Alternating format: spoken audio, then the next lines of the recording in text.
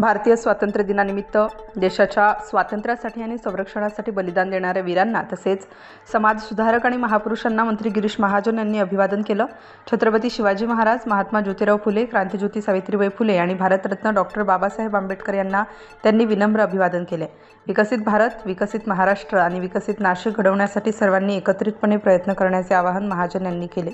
गोदावरीच्या तीरावर इतिहास घडला असून याच भूमीत विकासाची नवी पर्वणी सुरू असल्याचे त्यांनी नमूद केले।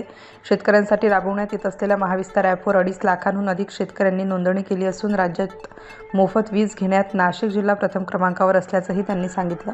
ग्रामीण भागातील नागरिकांना वेळेवर औषधे उपलब्ध करून देण्यासाठी अभिनव प्रयोग राबवला जात असून ड्रोनच्या माध्यमातून ग्रामीण भागात औषधांचा पुरवठा करण्याची व्यवस्था केली जाणार असल्याची माहिती महाजन यांनी दिली।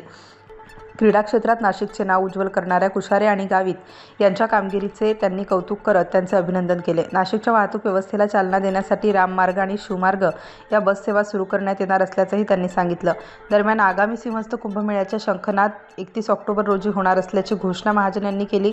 कुंभमेळ्याच्या निमित्ताने नाशिक आणि त्र्यंबकेश्वरच्या विकासाला मोठी चालना मिळणार असून कुंभभक्ती संगमसह विविध कार्यक्रमांचे आयोजन करण्यात येणार आहे। या सोहळ्यासाठी वारकरी संप्रदायालाही निमंत्रण देण्यात येणार असल्याचं त्यांनी सांगितलं। नाशिकची भूमी सुजलाम सुफलाम व्हावी, जिल्ह्याचा सर्वांगीण विकास व्हावा आणि नागरिकांच्या जीवनमानात सुधारणा व्हावी यासाठी शासनाकडून सर्वतोपरी प्रयत्न सुरू असल्याचा विश्वास मंत्री गिरीश महाजन यांनी व्यक्त केला। स्टार न्यूजसाठी मोहसिन पठाण, नाशिक।